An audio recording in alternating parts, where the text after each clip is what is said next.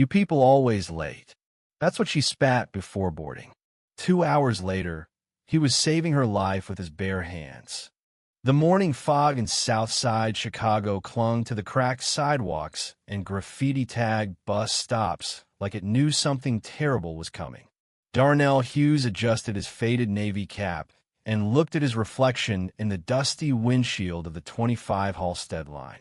42 years old, single, 39 complaints lodged against him, 38 of which were about his tone. Not a single one stuck, but it chipped away at you, you know? Being invisible until you weren't, until they needed to blame someone. He took a long breath and opened the doors at the corner of 95th and Halstead. The regulars piled on. Miss Clara, holding her bag of peaches and that smell of lilac lotion. Jerome with his headphones and dead stare. Two teenage boys with pants too low and dreams too high. Then she boarded. She didn't look up, just shoved her white leather bag against the fare box and muttered, "Figures. Blonde. 20-something. Polished like glass." And when the card reader beeped red, she groaned. Seriously? Darnell offered the same words he always did. "Just need to try again, ma'am. Don't ma'am me. You people always act like you own the bus." Her voice sliced clean through the early morning quiet. The bus stilled. Eyes turned, then quickly turned away. He didn't say a word, just wave her through. Because that's what you do when you're a black man behind the wheel in Chicago. You swallow it. You smile. And you drive. But 2 miles up Halstead, at the intersection with Roosevelt, something went wrong. They never found out exactly how. A truck driver asleep at the wheel, a blown light, a split-second choice. Darnell saw the headlights in the side mirror. Screaming, metal folding like paper. The bus tipping, shattering, bleeding sparks and fire. And then darkness. When he came to, the silence was thick. The front windshield was gone. His arms were sliced. Blood painted the steering wheel. The bus groaned under its own weight. But the first thing he heard was her. She was crying, pinned beneath a row of seats. Her name, he'd later learn, was Kelsey Stanton, only child of Graham Stanton, CEO of Stanton and Meyer, the fifth largest logistics conglomerate in the Midwest. And she was dying. "Help, please. I can't move." Darnell moved, broken ribs screaming, hands shaking, glass crunching beneath his boots. He lifted the seat frame with strength he didn't know he had.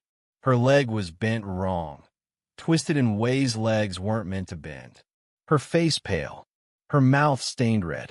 "You're gonna be okay," he lied, pulling her into his arms. He carried her through the shattered side panel just as the fire reached the fuel tank. The explosion sent him flying backward with her body shielded beneath his own. When he looked up, she was staring at him like he wasn't even human. You saved me." Sirens, flashing lights, reporters, chaos. But all Darnell could hear was the ringing in his ears and the throbbing echo of what she'd said that morning. "You people."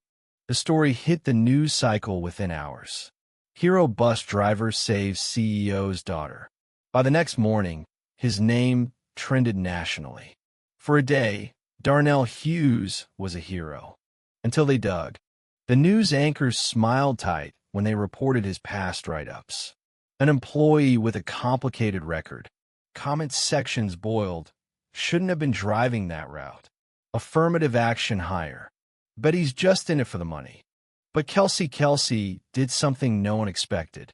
From her hospital bed, jaw wired shut, leg in traction, she posted a photo. A selfie. Her bandaged head resting against Darnell's chest, eyes swollen but smiling. And beneath it, a caption that shook the city. "I said something racist to this man. Hours later, he saved my life. I owe him more than I can ever repay, but I also owe you the truth about what it means to be wrong and to change." Listen to his story, please. It wasn't just the post. It was who she was. Her father's empire spanned real estate, freight, tech. She'd grown up in glass towers and gala dinners. And now here she was, humanizing a black man who drove a bus for $18.50 an hour. Talk shows called. News networks begged for interviews. But Darnell didn't speak. Not yet, because the wounds ran deep. He remembered every time a mother pulled her child closer when he walked by.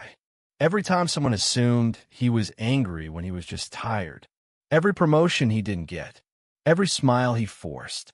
Every day he'd said, "Yes, sir," to someone who saw him as less. He hadn't saved Kelsey for praise. He'd saved her because that's what decent people did. But now the world wanted him to perform his forgiveness like some miracle act.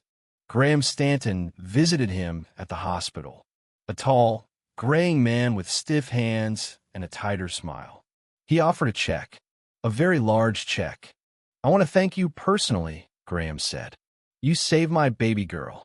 Darnell stared at the check, then at Graham. "You ever been pulled over for no reason, Mr. Stanton?" Excuse me? You ever walked into a store and been followed?" "I don't see how that's relevant." "It's relevant," Darnell said, "because you want to pay me for what I did. But I don't need your money. I need your daughter's words to mean something." That was the first time Darnell spoke publicly. And it wasn't on a stage or a podcast. It was at Kelsey's bedside with her phone recording. He told his story of being called the N-word at 9, of being told he was articulate at 16, of losing a cousin to police violence, of how racism wasn't just burning crosses and slur-sit was the cold shoulder, the locked doors, the silence. By the end, Kelsey was crying. That video went viral, not in the way cat videos do, in the way movements start. Churches invited Darnell to speak. Schools asked for workshops. Stanton and Meyer launched a new internal audit on racial bias in, not just in PR statements, but real, uncomfortable conversations. Layoffs, promotions, restructuring. And yet, Darnell stayed driving the 25 Halstead line. When asked why, he said, "This is where I belong. My job isn't to escape the problem. My job is to show what integrity looks like in the middle of it." And every morning at 95th and Halstead, the bus filled up again. Miss Clara, Jerome, the teens with dreams, and sometimes, on Fridays, Kelsey herself, with a brace on her leg and a notebook in her hand, because now she was writing a book about a man who didn't just save her life, but made her see it for the first time. Kelsey returned to the 25 Halstead route every week like it was a pilgrimage. No cameras, no entourage, just her, a notebook, and sometimes a coffee she'd offered Darnell. He usually declined it, not out of bitterness, but because he didn't want her feeling like she owed him. She didn't, at least not for the rescue. But the truth? She owed him something bigger. A lens, a crack in the glass bubble she'd grown up in. One morning, she boarded, walking with a cane, and sat quietly in the seat just behind the driver. The bus was humming with the usual chaos. Students bickering about music, an older man mumbling into his phone about a rent increase, a toddler crying 2 seats behind. "You ever regret it?" she asked softly. Darnell glanced at her in the rear view. "Regret what?" "Saving me." He chuckled under his breath. "That's a hell of a question for a Thursday morning." She looked down. "I mean it." He took a moment. "No, I don't regret pulling you out. I regret you ever had to ask that question." She nodded, biting her lip. "I'm writing it all down. Everything. What you said at the hospital. I've been replaying it. That was never meant for publication." "I know, but it should be." The days passed like rhythm. One morning, she handed him a printed manuscript. "It's called 50 Feet Forward. That's how far you carried me." I counted the burn marks in the street. He took the stack hesitantly, flipping through the pages, his face unreadable. She waited a full week before asking, "Did you read it?" "I did. And it's raw. It's honest. But it ain't finished." She blinked. Why not? Because you still scared. Scared. That word echoed in her bones. You telling people what happened, he said, but not why it matters to you. You wrote about my scars, not yours. She went quiet after that, for weeks, until she stopped showing up. Then came a call, an email first from a local high school, a request for Darnell to speak at a racial justice seminar organized by students. He didn't think twice. Agreed, took the afternoon off, showed up in his cleanest uniform. He didn't expect to see her there, waiting near the auditorium steps, holding her manuscript like it was sacred. I rewrote it, she said. Would you read the ending aloud? He raised an eyebrow. You trust me with that? Only you. Inside, the room was packed. Teenagers in rows of plastic chairs, some half listening, some skeptical. A few teachers hovered near the back, pretending not to check their phones. Darnell stepped up. The lights weren't blinding, but the pressure was real. He wasn't a man used to crowds. But he opened the final chapter and read. I never thought I'd owe my life to someone I insulted, but I did. And when I looked into the eyes of the man who carried me out of fire, I saw a truth too big to ignore. That racism isn't always hate, it's often blindness. It's silence. It's the comfort of not asking questions. I wrote this because I've lived a life built on walls I never saw. But now I see. And it hurts. It hurts to know who I was. But pain is the start of change. And I'd rather be broken and awake than whole and asleep. The room was silent. Not a cough. Not a shuffle. Just stillness. Then the clapping came. Tentative. Then louder. Then rising into something real. One student stood up and asked, Mr. Hughes, do you think people like me can change? Darnell didn't answer immediately. He stepped down from the podium, looked the boy in the eyes, white, red-haired, wearing a hoodie that said, No lives matter until black lives do. I think change is hard. But yeah, if you want it, and you keep showing up for Idavan when it ain't comfortable, then, yeah, you can change. After the talk, students crowded around them. Some wanted autographs. Others just wanted to say thank you. And in that moment, Kelsey felt something crack open inside her. Not shame, not guilt, but responsibility. 2 months later, she published the book. 50 Feet Forward hit shelves with modest expectations. No splashy tour, no morning show interviews. But the internet had other plans. The excerpt Darnell read was posted on Linny again and went viral. Again. But this time, it wasn't just shares and likes. It was action. Teachers across the country requested copies for their classrooms. Book clubs in Portland and Birmingham read it aloud and held community dialogues. In Cincinnati, a group of bus drivers formed a reading circle and shared their own stories, some eerily similar to Darnell's. In Atlanta, a CEO from a competing logistics firm announced a company-wide anti-bias audit, citing 50 Feet Forward as the reason. And quietly, change began to ripple. Meanwhile, back in Chicago, Darnell remained himself. He still drove the 25 Halstead line, still wore that same old cap, still nodded to Miss Clara, still waved at Jerome.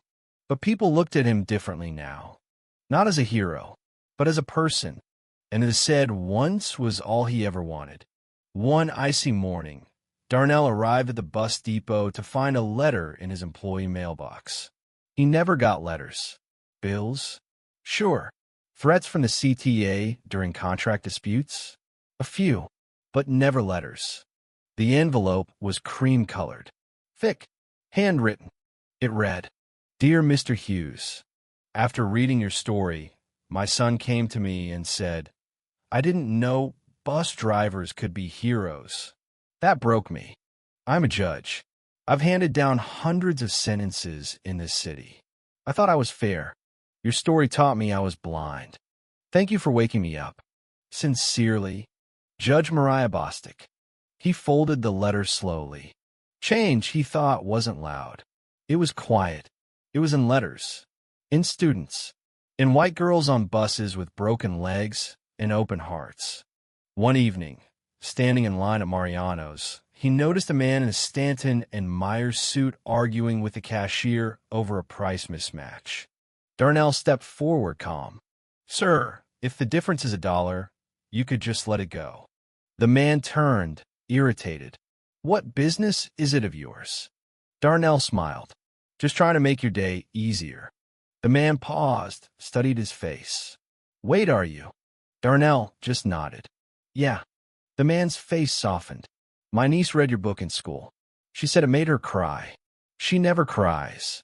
Darnell gave a half smile and turned to pay for his groceries. As he walked out, he saw a mural across the street, newly painted, a bus against the Chicago skyline, a silhouette of a man carrying someone through smoke. And beneath it, painted in looping script, "We are only as divided as we are unwilling to carry each other." He stared for a long time, then got back into 25 Halstead and drove toward evening, toward more passengers, toward the quiet, stubborn work of being seen. The impact of 50 feet forward didn't just ripple through schools and courtrooms, it seeped into corners Darnell never expected. One night, after his shift, he returned to his apartment 3rd floor. No elevator. Same creaky steps he'd known for 12 years to find a stack of mail on his doorstep. Among the bills and junk flyers was a thick envelope with a return address from Howard University. He tore it open cautiously. Inside, an invitation. "Dear Mr. Darnell Hughes, we invite you to deliver this year's annual Martin Luther King Jr. Memorial Lecture as a representative of everyday activism and lived courage. Your voice is changing lives. Let it echo here." He read it twice, then a third time. The thought of standing before scholars, professors, and students at a prestigious black university made his chest tighten. He wasn't a speaker, wasn't trained for it, but maybe that's what made it necessary. A week later, he was on a plane to Washington, D.C., sweating through his collared shirt, clutching a folder of notes written on lined notebook paper. He arrived at Howard nervous and quiet, but the reception was warm. Students lined up to shake his hand. Faculty bowed their heads in respect. And when he took the podium that evening, the applause lasted longer than the silence that followed. "I'm not Dr. King," he began. "I'm just a man who drives a bus. But sometimes the road we take puts us in places we didn't choose. That's where change begins." He spoke about the fire, the blood, the silence in Kelsey's eyes when she realized who she'd become. He spoke about the morning racism, whereas how it can be disguised as politeness, bureaucracy, or simply walking past someone like they're not there. America keeps saying we're better than this, but sometimes I wonder if we even know what better looks like. At the end, a student stood up and asked, "Do you forgive her for what she said that day?" Darnell smiled. "I don't think forgiveness is a switch you flip. It's a door you keep holding open, even when nobody walks through." That line made the national papers the next day. When he returned to Chicago, he found a voicemail from Kelsey. Her voice was shaky. "Call me when you can. It's urgent. It's about my father." He called back immediately. "Darnell," she said, "they want to use your story in an ad campaign." "Who does?" "Stanton and Meyer. The board thinks it's good optics. They're spinning the narrative saying your rescue was a symbol of the company's values." He sighed. "Of course they are. I try to stop them, but I'm not on the board. Yet." Darnell paced his kitchen. "What do they want from me?" "Consent. They want your image, your name, your story, and they're offering $500,000 for it." He froze. That kind of money could change his life. Pay off his mother's medical debt. Get him out of his crumbling apartment. But it wasn't just a story anymore. It was a movement. "Tell them no," he said. "Tell them they can't buy what they never respected in the first place." The next week, headlines splashed everywhere. Bus driver turns down $500,000 from giant corporation, citing integrity over optics. The internet exploded. Again. But this time, it wasn't just admiration, it was imitation. A group of sanitation workers in Detroit began telling their own stories. A Filipino nurse in Queens posted about patients ignoring her because she didn't look like a nurse. A Mexican mechanic in Phoenix recorded a video about being called a slur while fixing a luxury SUV. They all tagged their posts with the same phrase, 50 feet forward. It wasn't just a book now.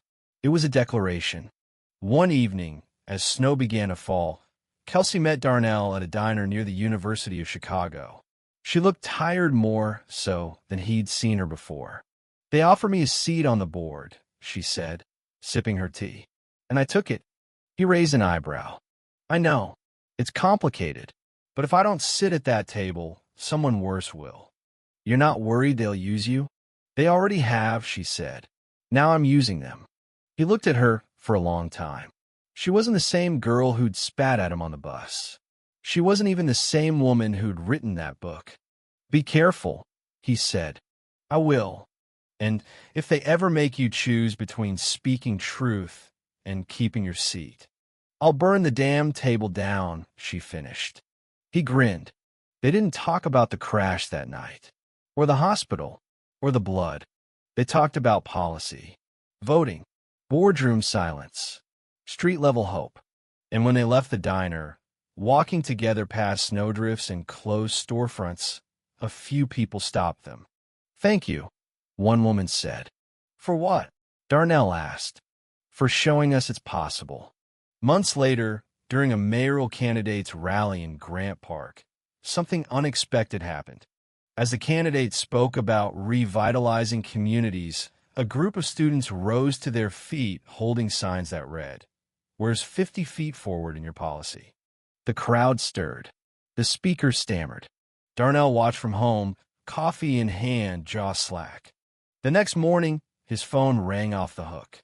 "Mr. Hughes," a campaign manager said, "we'd like you to join our team as a community outreach consultant."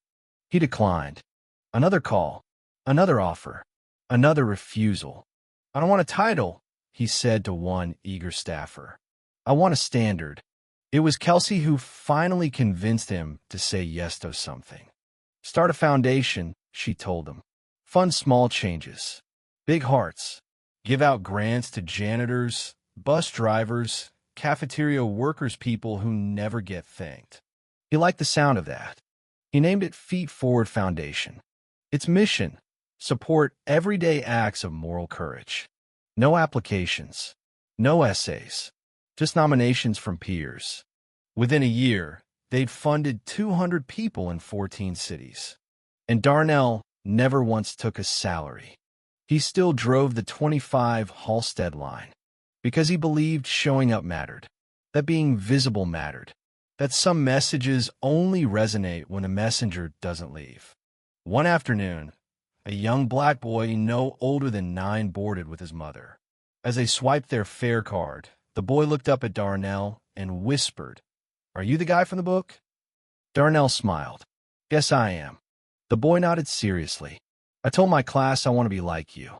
Darnell blinked, caught off guard. "Why?" "Because you didn't yell. You carried." That night, Darnell stood by his window and watched the snow fall on the street lamps. He remembered his father's words from long ago. "You don't change the world by fighting all the time. Sometimes you just carry it a few more feet." And now, for the first time in a long while, Darnell believed maybe, just maybe, a world was finally catching up. A year passed. Then 2. The world moved on, as it always does. Trends faded. Hashtags changed. New tragedies took the spotlight. New heroes emerged. But Darnell Hughes remained. Quiet. Grounded. Still driving the 25 Halstead line. Still waving to passengers. Still listening more than he spoke. And yet, the change he helped ignite, though quieter, now was still burning. Beneath the surface. In classrooms. Courtrooms. In conversations that used to be unthinkable. Then came the news that no one expected. Kelsey was diagnosed with an aggressive form of ovarian cancer. Stage 3. She called Darnell from her hospital room. Her voice cracked through the speaker. They said it's beatable, but hard. Darnell didn't speak at first. Then, you ain't done yet. Not by a long shot. She chuckled weakly. You still gonna drive me if I lose all my hair? Girl, I've seen you in worse shape. She began chemo 3 days later. And every Friday morning, without fail, Darnell would swing the 25 route slightly off track just enough to stop near her apartment and let her on. She rode silently. Her skin paler now, eyes sunken, hair thinning. But the notebook stayed in her lap. She was writing again. About what? He asked one day. Legacy, she whispered. Not mine. Yours. He looked at her, then ahead, then back at her again. I never asked for a legacy. I know, she said. That's what makes it worth writing. By spring, her health declined. The doctors were less optimistic. Kelsey insisted on no special treatment, no pity. But she did ask for one thing. A ride. Not on a bus. Not to the hospital, but to the neighborhood where it all started.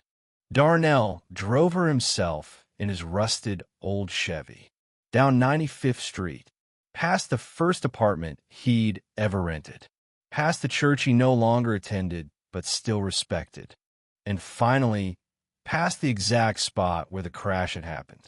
It looked so different now. The intersection was repaved. The burned patch on the curb was gone. The bus shelter had been replaced with a new, glass-sided structure bearing a mural of her and Darnell. Not the rescue, seen something simpler. They were sitting side by side on the bus. Equal. Human. Seen. Kelsey gasped when she saw it. I didn't know they did that. Neither did I, he admitted.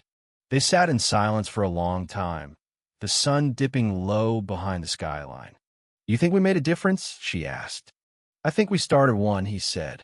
Rest is up to them. 2 weeks later, Kelsey Stanton passed away. Her obituary made national news. Activist, writer, survivor, truth-teller. But it wasn't until the private funeral that Darnell learned what she'd done in her final weeks. Her will left 80% of her personal assets, over $2 million, to the Feet Forward Foundation. In her final letter, addressed to him, she wrote, You taught me how to carry the weight. Now I want to carry yours for a little while. Keep going. Keep telling the stories. Keep the feet moving forward. Darnell wept. Quietly. Fiercely. Alone. And then he went back to work. Because the world didn't pause. The buses didn't stop. But he had changed. The foundation grew fast. With Kelsey's gift, Darnell hired a small staff, mostly people who'd once been overlooked like he had. A janitor who ran poetry workshops on weekends. A single mother who used to work the night shift at the post office. A former inmate turned youth mentor. They created micro-grants that changed lives, bought musical instruments for a school that had none, paid for counseling services in neighborhoods where trauma was routine, repaired church roofs and community centers. But more than money, they created space. Space to be heard. Every week, Darnell hosted a gathering called Bus Stop Stories. A fold-out table, a stack of chairs, and a microphone. No filter, just real people telling real stories. It became so popular, it moved into a church basement, then a community theater. Eventually, PBS picked it up. A documentary series. Feet Forward, Stories from the Seat. And Darnell, reluctant at first, became the face of a movement that refused to die quietly. One day, years later, Darnell sat on a panel at the National Museum of African American History and Culture in D.C. The moderator, a young black woman with sharp eyes, turned to him with a final question. If you could go back to the day of the crash, would you do anything differently? He thought for a long time, then answered slowly. I'll make sure to tell her right, then, if she wasn't the only one who changed. The room fell still. And in that moment, Darnell understood something he hadn't before. Forgiveness isn't just an act of mercy. It's an act of power. 10 years after the accident, on the exact anniversary, the city of Chicago renamed a block of 95th Street. They called it Feet Forward Way. A bronze plaque stood beneath the bus shelter. It didn't list titles. No CEO, no hero, no savior. Just Darnell Hughes and Kelsey Stanton. Two people, two paths, one story. A reminder that when we choose to see each other, we carry the world forward. That morning, as the mayor cut the ribbon, as cameras flashed, as reporters jostled for quotes, Darnell stood quietly in the back. Then he turned, walked to the 25 Halstead, and drove his route, just like always. But nothing was ever the same again. Thank you for listening. If you find it interesting, please like and subscribe to follow the next stories.